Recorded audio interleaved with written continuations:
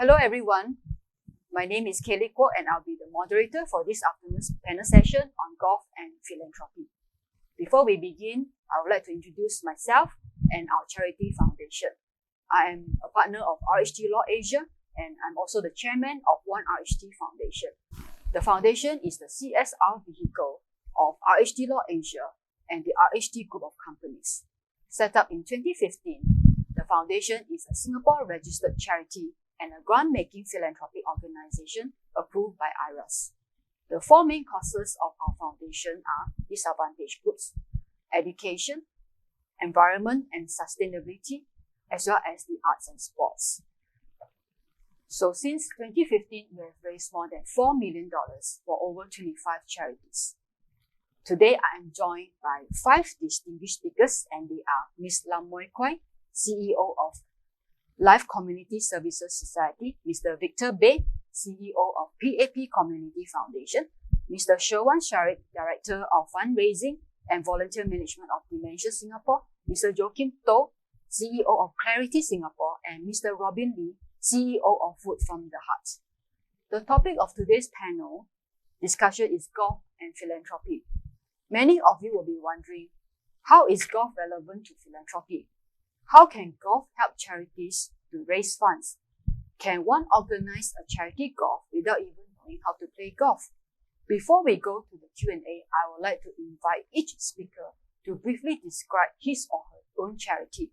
So without further delay, may I now invite Moi Kwai, our first speaker. Moi Kwai, please. Thanks, Kaylee. Thank you, Kaylee. Life Community is an organization, a charity organization that supports children from vulnerable backgrounds. So we have been around for 26 years, serving the Singapore community children, with children coming from backgrounds like they have their parents currently or formerly in prison. And we also serve children, latchkey children who are staying in the community of Teluk Pelangah. And we also have a joint program with another charity partner called the Heart Limited that serves the 5 rental blocks of children staying in Marine Parade. And last but not least, we also have 4 student care centers where Life Community provides after-school care support for children living in Yishun, Hougang, and Sengkang as well. So as an agency, we are really focused on empowering children because we believe in giving them a leg up.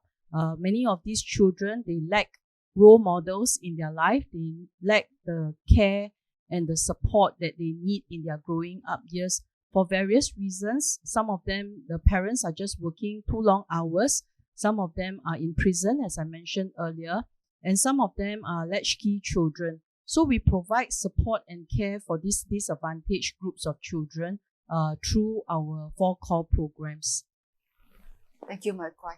And next we have Victor. Victor, please. Thanks, Kaylee. Members of the panel. The PAP Community Foundation, or better known as PCF, is a not-for-profit charitable organization founded by the PAP. Yeah, it's that PAP some 36 years ago. Essentially, we provide 3 key services. One is preschool, and we run it as Sparkle Thoughts. Today, we are the largest preschool operator in Singapore. We have about 360 centers dotted around the island. Well over 40,000 children walk through our doors every day. In fact, every 1 in 5 preschooler that you see around Singapore is a Sparkle Thoughts child. Second, we also have what we call senior care. We brand it as Sparkle Care. It is an emerging service that we started about 6 years ago. Today, we have 7 senior care centers, and they look after seniors who need daycare as well as rehab. So it's actually the other spectrum of preschool. Preschool, it's the parents bring the children. In Sparkle Care, it's the children bring the parents. And then third service we have is what we call Sparkle Charity, where we provide support to people who are financially disadvantaged and they need help. So it's not necessarily confined to the Sparkle Thoughts children or the Sparkle Care seniors. We're also supporting the general community. So the last couple of years, we've been working with BWOs and charitable organizations like the Breast Cancer Foundation, Singapore Cancer Society. And we are headquarters in Bedok. There are altogether 8,000 of us. And, we are a great place to work. In 2020, we were voted by the Great Place to Work Institute as one of the top 10 best places to work in Singapore. And then surprise, in 2021, we were voted also by the Great Place to Work as the best workplace to work in Asia for the large category. Yeah, thank you. Thank you, Victor. Next, we will have Sherwan. Thank you, Kelly. So as the name suggests, we serve the dementia community. We were founded 32 years ago. How it started was our chairman then, Dr. Ang Peng Chai, found a few elderly wandering around the community, the estates, right? So they actually advertised in newspapers then to try to find their families. But no one came forward to claim them actually.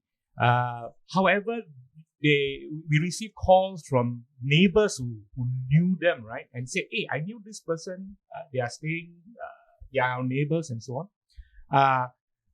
When we engaged the families, they were not inclined to actually accept them because they didn't know how to manage them. Because with dementia, not only you forget, there are many other symptoms as well. So they were not accepted even by the family. So this actually encouraged Dr. Ang then to actually set up centers to take care of dementia, persons living with dementia. So that's how we started. So we have grown since then. Now we have 6 centers around Singapore. We manage daycare centers, enrichment classes, various programs that help not only the beneficiaries themselves, but the caregivers, which actually carry most of the burden, right? In short, that's what we do. As the population in Singapore age, there are more and more persons living with dementia. 1 in 10 above 60. That's the stats, right? It's very scary. And worse still, there are more young onset dementia cases. So someone as young as 40, for example, are getting the condition. Something that we worry. So hopefully, with the work that we do, we can help this group of people and make Singapore a more inclusive community for dementia. Thank you. Thank you, Kelly. So Clarity Singapore was founded in 2010 to address the need of mental health support in the community. We have currently a team of therapists, full-time trained professional therapists that provide individual counseling, provide ongoing programs relating to mental health. We also provide talks and workshops to the community and to the corporates. And we have online resources to help everyone who wants to gain more understanding about mental health and also about maintaining and techniques about maintaining mental well-being over time, right? Our aim with individual counseling sessions, and we serve about 1,000 our clients annually, is to empower our clients, right, to be able to live fulfilling life, which is very important in this current era. The client that we serve are aged between 18 to 65, but a large proportion of them that come to seek help are young adults, aged 18 to 35. We are also a member of Caritas Singapore, which is the social mission arm of the Catholic Church, and a service provider under the AIC Commit program. And we serve, everyone regardless of ethnicity and religion. Going forward, we continue to hope to be able to make a positive impact on those in the community who really need support on their mental health. What we see is, their resilience, and their bravery actually keep us going and keep us wanting to improve ourselves and wanting to do more for the community. My message to everyone out there is please hopefully place more attention to your mental health, right? And also do not be afraid to seek professional help early if needed. Thank you. And last but not least, Bobby, please. Hi, my name is Robin. I'm from Food from the Heart. So, as the name implied, we deal with food. Okay, so Food from the Heart started 19 years ago. So, next year we'll be celebrating our 20th anniversaries. Started by a Austrian couple, Mr. and Mrs. Leimer. How it started was they actually noticed that a lot of bread are being thrown away at the end of the day by bakeries. So, that to them is not acceptable. So they started the movement of getting volunteers to actually pick up all this bread and redistribute all this bread to welfare homes and the needies. So that was the very first program we started, and it's called Bread Run. So fast forward 19 years, we have grown quite big. We are now one of the largest food charity in Singapore. We currently run 5 programs. So the one program I just described, Bread Run. So every night actually you will see about 30 to 40 cars driven by our volunteers, fully done by volunteers, to go to about 120 bakeries to pick up all the unsold bread at the end of the night and then redistribute it to the welfare home so that no food can go to waste. So the other programs that we have now is one of them is the community food pack. So this community food pack, we actually pack 12 items into a bag and we distribute this through about 100 community partners. So these partners are the family services, social services, some community centers, and also some NKFs. So with that, we are packing about 140,000 pack yearly. So that is quite a big logistical operation doing that. But we also see that it's very difficult to actually make everybody consume 100% of what is given. So we started to have initiative of opening community shops. So now we have 4 community shops and we will have probably 2 more next year. So what this community shop does is the beneficiary can actually go to the shop and pick up 12 items anytime, any amount they want and when they want. So there's no wastage at the end of the day. So that's our one initiative. Then we have another initiative that handle the kids, school kids from low-income families. This is called the school goodie bags. So we are currently taking care of about close to 50 schools. So all the kids under the financial assistance will come under us. We will actually give them a pack of 15 items, and all these items are of course nutritional stuff, so that they will have the nutritional need to be able to focus and study well in school. So the other programs that we have is Marketplace. Marketplace is more of a food recycling, reducing food wastage. So we pick up those slightly dented products or near expiring products from our partners like NTUC Fair Price and some of the other food manufacturer and wholesalers. We pick it, we'll check it, QC it, and we'll redistribute it to the community or to the welfare homes. And lastly, we also have another program called Project Belanja. So Belanja in Malay words means I give you a treat. So we realized that during COVID, a lot of our beneficiaries actually don't cook. So this Project Belanja, actually we work with appointed hawkers, and the beneficiary can actually use a QR card to collect 15 meals, hot meal, every single month. So those are all our programs. So currently, Food from the Heart serve close to 60,000 beneficiaries each month. So moving forward, we hope to dive deeper so that our programs can have more skill, more scalabilities, and we are never going to forget the human touch in giving. Thank you. Thank you, speakers. It's very, very humbling to hear your stories and what your charities have been doing, all the good work. Thank you. So we have now come to the Q&A segment. I will first pose the question, and thereafter I will invite some of you to share your answers. My first question would be to Moi Kwai and Victor. So the question is, has your charity ever organized charity golf events? And if so, what are your experiences? Perhaps Moi Kwai, you want to start first? Sure. Thanks, Kaylee. Yes, Life Community has organized charity golf. In fact, it is one of our signature fundraising event for our charity. I think being a non-golfer myself, what comes to my mind when I saw, every year when we organize this golf fundraising is that I see golf as a friendship game. I see golfers as generous people as well.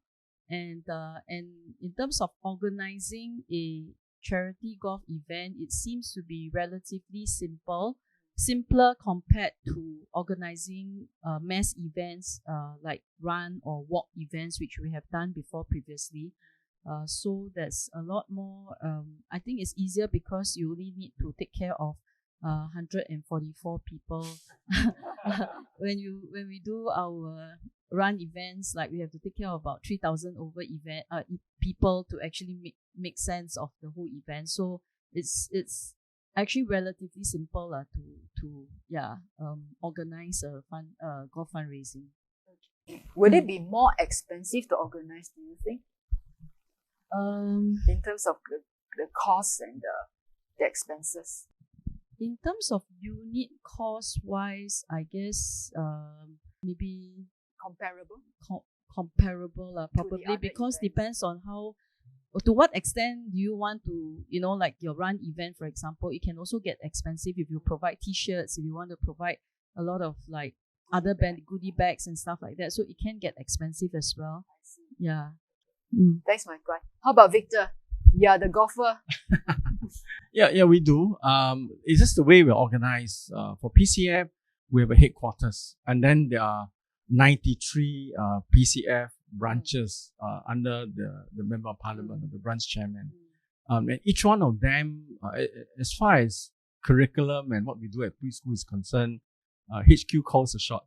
Curriculum, you can't have changes.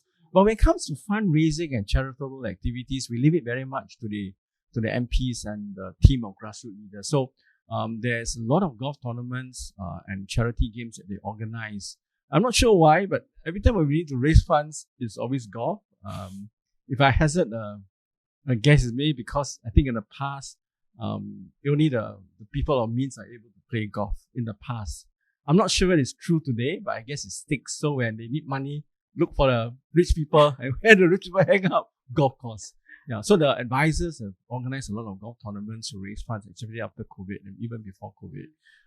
We saw that as a very enriching experience because it is an opportunity, to highlight the difficulties that some of the charitable organizations face in raising funds. At the same time, it's also an opportunity to highlight the plight of the clients and the seniors, depending on the charity. And when you have a marquee program like what we have, the annual Lee Hsien Loong Golf Tournament, so that's a great opportunity at that level to say, hey, these are charitable organizations. They have challenges. These are the people that need help.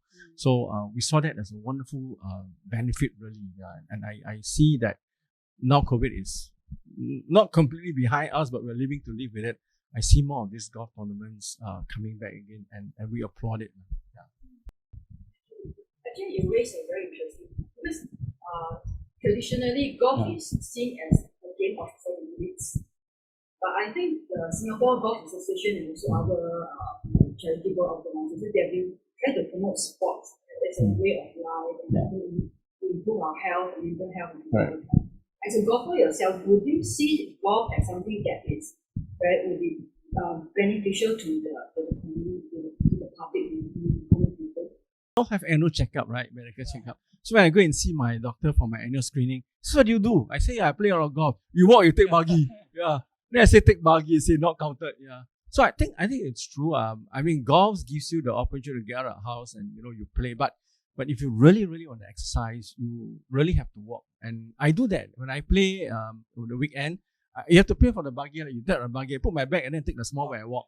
I walk the full entire 18 holes. Because if you are holding people back based on the weekend, then you speed up. Otherwise, when I do that typical weekend walk, the typical 18 holes, I clock about close to 12,000 steps. And about 7 kilometers really. So I encourage, the golf manager is going to make noise. If you can, I think get out there and walk as much as you can. You can't do it on the weekend you don't hold people up. Maybe sometime in the evening, I think a lot of clubs allow evening so you can walk. So I think it's a very nice way to really exercise. Yeah. Now, my second question is, and this is for Robin and Sheila. Perhaps Robin first. Yeah. Robin, so what practical advice would you give a child who has not organized a golf event before but would like to do so in future? What kind of practical advice? Okay, I think as in most charity or all charity, we have a board of directors.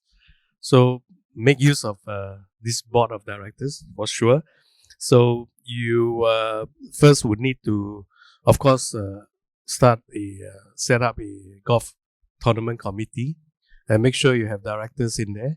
And the best is you have those sitting in a committee who are golfers, hopefully, or at least organize some golf tournament before. Okay.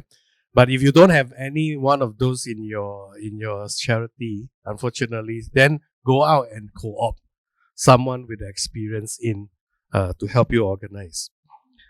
So the other thing is you should, once you set this up, you have to look at booking your golf course, your golf dates relatively early, especially next year, because many courses is actually under renovation.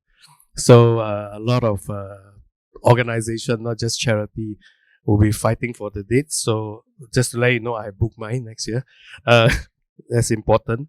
And I think the other thing that you need to do is to also find out what other charity organizations they are, so that you do not crash.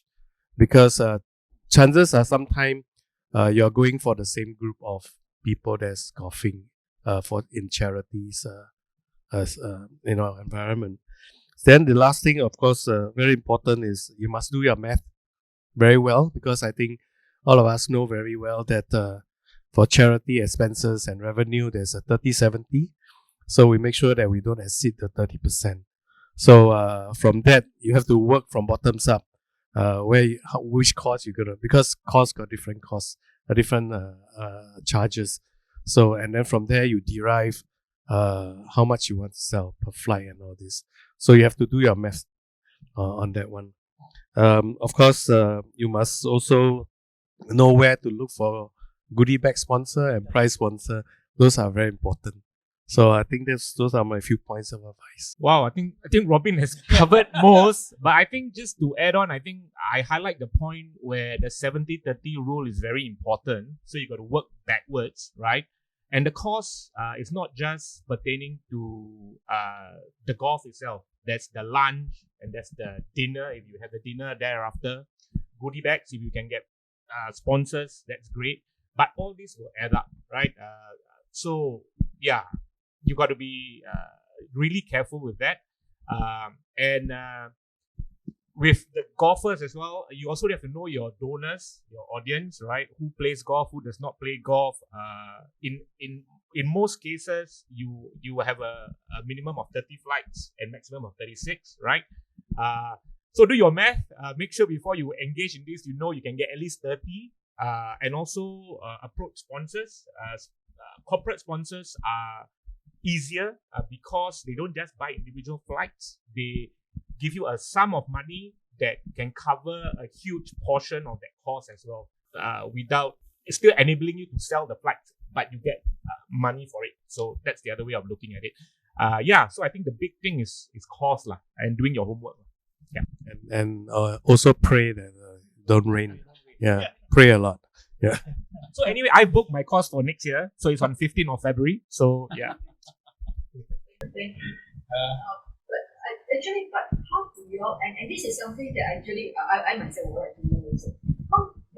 If you don't know anything about golf at all, and you don't know any, and your board also doesn't know anybody who plays golf, how do you all tap into the golfing community? Apart from co-opting, but that means you have to call around all your friends and your. There are companies out there that provide that service to help you organize event. Of course, again, then there's a charge to it, or they take a certain percentage or whatever revenue you bring in. But there are people out there who can help you to organize. So they will have a pool of golfers that is happy. Yeah. So they work with organizations like Golf Asia, Golf Association, and so on, right? Yeah. So yeah. Thanks very much. Yeah, maybe I'd like to chime in. Point on booking of golf courses. I really like those who are planning to have golf tournaments and appeal that give the other lesser popular golf courses an opportunity. We have the premier ones, but the rest of them, they are very good golf courses. I mean, like I'm conflicted. I'm a former president of Warren. OCC. Yeah. So Warren is a good course, and we got a good team there, is able to organize tournaments. And then, there's Seletar, there's Orchid, there is, where else? I mean, Sembawang. So these are good courses. And cheaper really also. Huh? Cheaper also. Sorry? Cheaper Yeah, also. I mean, they have good teams, they have a good cause, and we've got a good team there. So give them an opportunity. I think the premier ones have their share too, spread it around. And maybe SGA should go out with a campaign like what MOE did many years ago. Every school is a good school, so every golf course is a good golf course. It depends on the skill, really. Yeah. But maybe I add on, Victor. So that also comes back to how much you can charge per flight, right? So it's very subjective. Some people, because it's premium, right, you can charge more.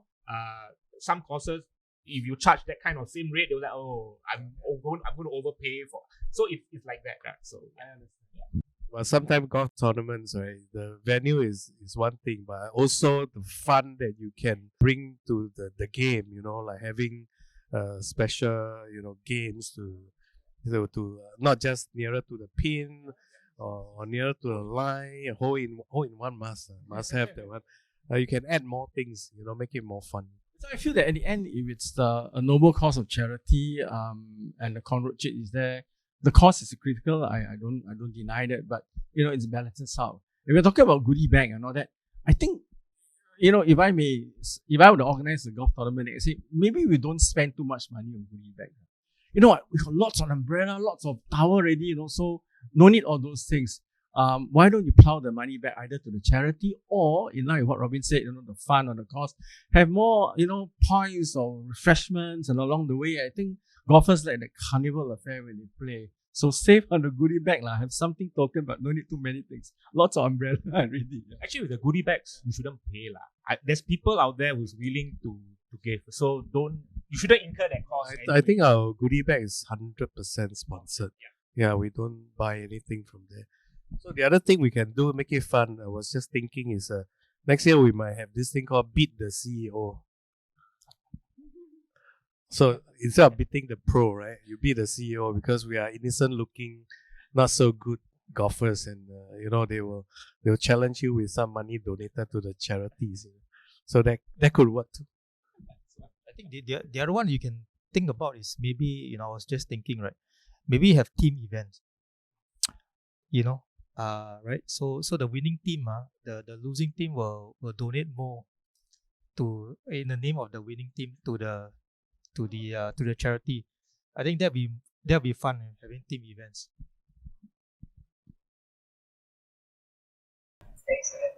And bring some excitement. Usually, typically the guest of honor, it's some political office holder. Maybe you can, in addition to them, you can bring in some celebrities. I'm sure some of the media corps, especially, I know they do play. Even if they don't play, they can make a guest appearance or serenade us with some songs. And I think that would be that would be a appeal, really. Yeah, correct. So other than raising money at a game, I think even at the dinner, auction can be done as well. Yep. To add on Victor's point, actually, that's a good point. So guest of honor, right? So for us, our date was we are doing it on the 15th of February. Unfortunately, during that day, they are having budget and community of supplies, right? So most of the ministers get shown. We really cannot Maybe we try for the dinner because normally Parliament is the whole day, right? So so check on the dates. That's very important. That's a very good point. How about my point? Anything that you can add? When we do our events, actually, Kaylee, we try to focus on how to let our donors and supporters understand the cost of LCSS. I mean, because we have the children, so we have children performances for the golfers, and then the goodie bags for us, we also try to make it a little bit more personal, simple bookmarks, for example, that are drawn and written by the children to say thank you to the donors. So that's how we normally do to use this golfing fundraising event to also connect with our funders to our beneficiaries as well. Yeah. That's good. Thanks very much. And so for my final question, I would like to call upon Joachim to answer. As I understand, Philanthropy Singapore has not organized a charity golf event before. So after hearing what everybody has chipped in, so if your charity decides to organize a charity golf event in the near future, what issues do you have to consider? Yeah, I think in recent years we have not, but in the past, I don't know whether we have, but in recent years definitely not. So when I was doing fundraising, I think all the advice that were given here were actually exactly the concerns that I had. Right, foremost is of course the 30/70 cost and revenue ratio, and because the cost itself for organizing a golf tournament is high, selling the flights itself, individual flights itself is probably not enough. You have to get corporate sponsors, and the concern was to get 3 or 4 big corporate sponsors, and so we decided to go another way first until maybe next year when we have more time to organize, more time to look for corporate sponsors, because that is the key. You must have corporate sponsors, to the gold sponsors or the silver sponsors, to sort of defray the overall cost. So, right. Thank you, everyone. So, ladies and gentlemen, we've now come to the end of our panel discussion. We would like to thank all our speakers, Michael, Victor, Shawan, Joachim, and Robin, for coming today. And we would also like to thank the Singapore Golf Association for organizing this forum, as well as our wonderful production team, Macy, Kevin, Jesse, and Mark. And last but not least, we would like to thank all of you for taking the time to attend this forum. We hope to see you again soon. Goodbye.